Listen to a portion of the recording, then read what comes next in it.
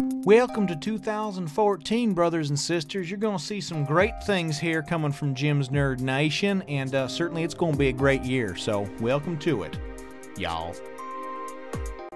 One Piece, Chapter 235, The Knock-Up Stream.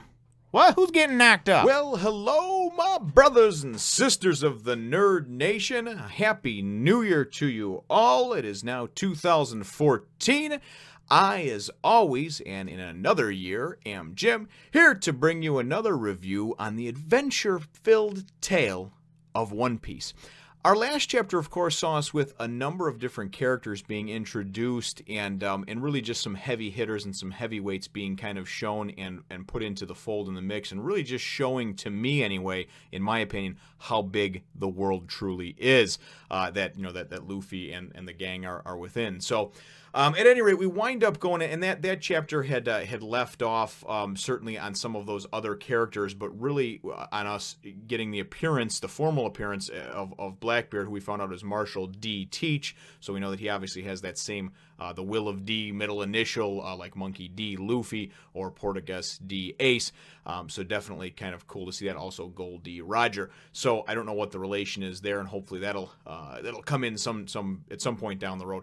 But we find out that Blackbeard and his crew are looking for, to make a name for themselves, a reputation, and by doing so, they want to take out somebody with a large bounty, and Luffy should be sufficient for them, being 100 million berry bounty. So that's how things left off, and really it kind of picks up with it going back to the eastern end of Jaya over there, and really everybody being unsettled. It's the next morning. Luffy is late. He's not back yet.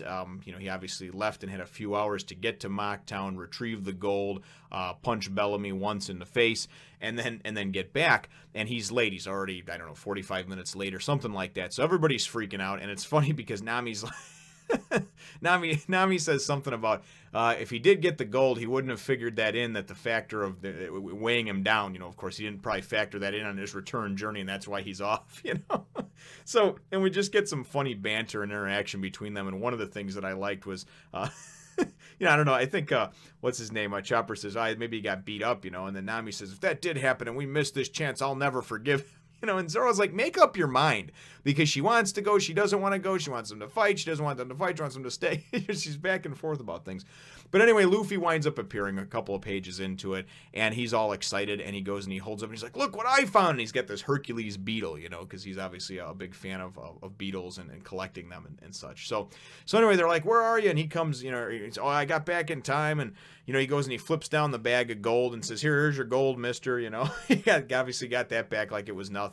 And then he goes and he looks, and you finally see the Going Merry, and he's like, whoa, the Going Merry flying version. And you see this thing, and it's all decked out, man. It's got wings and just looks really cool, what they did to it. So he goes and that's when he throws down the gold and goes up to Cricket. And he says, oh, thanks a lot for fixing up the ship, mister. I appreciate it. And he's like, no, don't thank me. Thank them, And obviously it was, the Shoujou and Masira, that did it in their forces, the Monkey Mountain Allied Force. And so he's like, oh, thanks, guys. Here, you can have my Hercules, And they're like, oh, thanks. You're the best, So they're like, all right, we got to go and we got to get ready and set sail, So everybody's getting on. It's just this great sense of wonderment and adventure, And Luffy gets on the ship, and they're going to go and lead him out in their two salvage ships. And they're going to lead them out and try to find this knock-up stream, which also I thought was a funny, funny title for the chapter, the knock-up stream. But I'll just let you make your own jokes in your head about that one.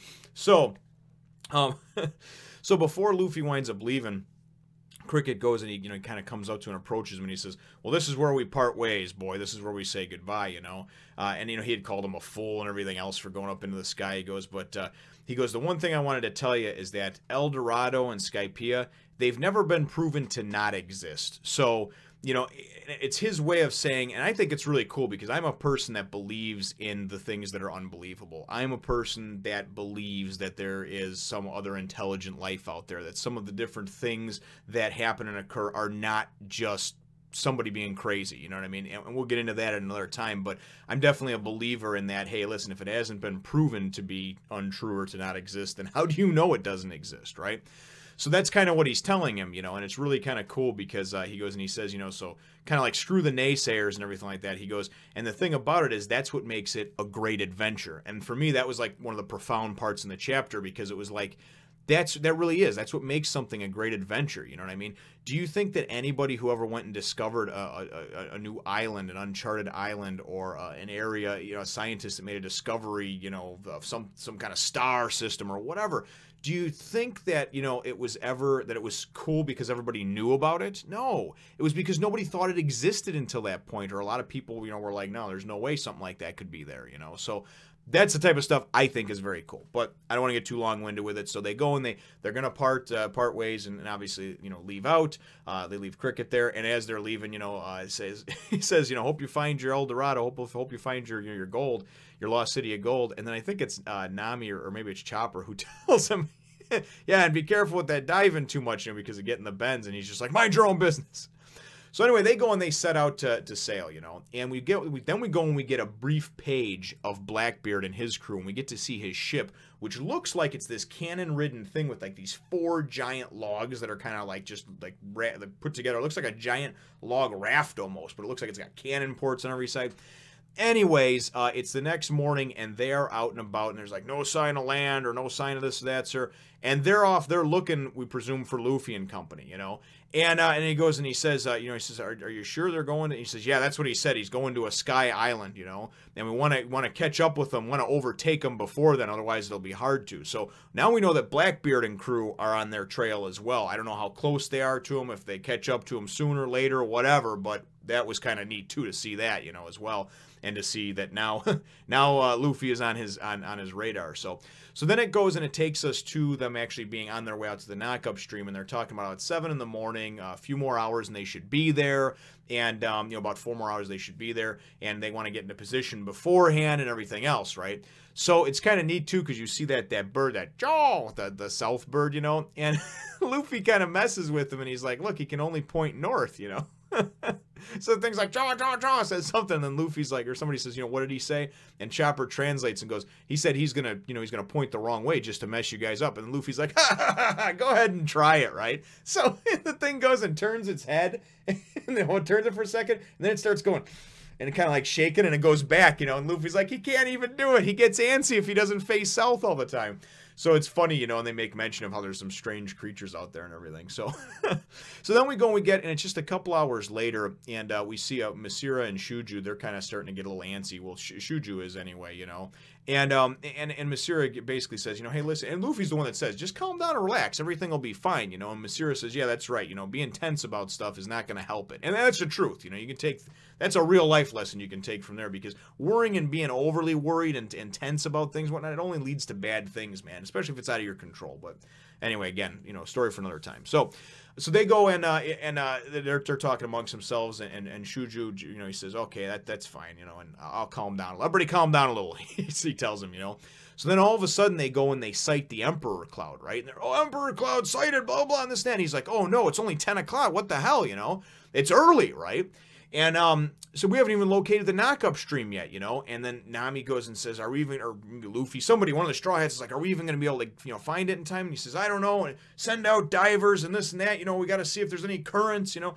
So then he goes and he does his sonar thing that he does where he yells out and everything. And then he goes, and they're like, you know, large current detected at 12 o'clock, you know, and then somebody says, like, in a sea monster at 9 o'clock, and it may be huge or something like that. And then he says, you know, some kind of waves or what have you at 10 o'clock. And he's like, okay, that's where we got to go, because there's a possible whirlpool sighting over there. And he goes, that's the site, that's a sure sign that that's where the knockup stream is. That's where the current is a whirlpool starting to form, right? So everybody head towards 10 o'clock, you know. So you get everybody going. And then he's like, and then of course, these 2 huge salvage ships are flanking either side of the Going Merry, you know, kind of protecting it, I guess, from some of the currents and what have you on the seas as they're getting rougher. And it's kind of neat because all hell starts breaking loose, man. There's a thunderstorm coming down and everything. They're going into these huge waves and everything. Usopp, of course, is shitting his pants. We're gonna die, you know, that type of thing. And it's kind of cool though, because then Robin goes and he's like, Navigator, yeah, what does the log post say? And then Nami's like, it's pointing straight up at that Emperor cloud, you know, so that's obviously a good sign, right? You know, that's where hopefully Skypiea is, because this is really a lot of this stuff. Luffy's just like, don't worry about it, it'll be cool, but a lot of this stuff, man, you really do got to take on faith and have some strong faith, brother. Let me tell you, because I don't know if you can be putting me up in no damn ship getting you know, shot up into the air just based on like, oh, well, we'll be good, you know, hopefully we're lucky. Anyways, they, so as they get closer to this thing, you know, again, just like I said, the storms are crazy, the wind, the waves, everything's crazy. And so then Masira and Shoujou say, you know what, it's cool, we'll tow you in and get you into the stream of it, into this, you know, into this whirlpool or whatever. And then once you get into it, and then now he's like, well, what do we do then? And he said, well, once you get into it, you just, you know, just use the wind to guide you in, you know, to the current to bring you in towards the middle, and you should be fine, right? Well, then they go and they take it to the end, you know, or to the end of the chapter, the next page, and they show what you should be fine. And you look at the size comparisons on there, if you can see, the size of the ship compared to the size of the damn whirlpool. That thing is freaking enormous, man. I'd be shitting bricks, and everybody does start shitting bricks, too. Nami's like, no one said anything about this. And then you get Chopper, he's like, woohoo! And then I love this one. Here we got Sanji over the perv. It'll be all right, Nami. I'll protect you and Robin, you know. And Robin's just amazed. She's like, I've never seen that big of a maelstrom, you know. And then we get the Usopp, stop, let's go back. And then I love Zoro, man. He's always trying to calm Usopp one way. Sorry, Usopp, it's too late now. There's no turning back. And I wouldn't say he really calms him. He's just kind of the one who's always just like, Usopp, this is going to happen, you know. And then we get Sky Island, here we come from Luffy. So I just love the sense of adventure, you know. I'm certainly looking forward to the next one and seeing where this takes them and this current and everything else.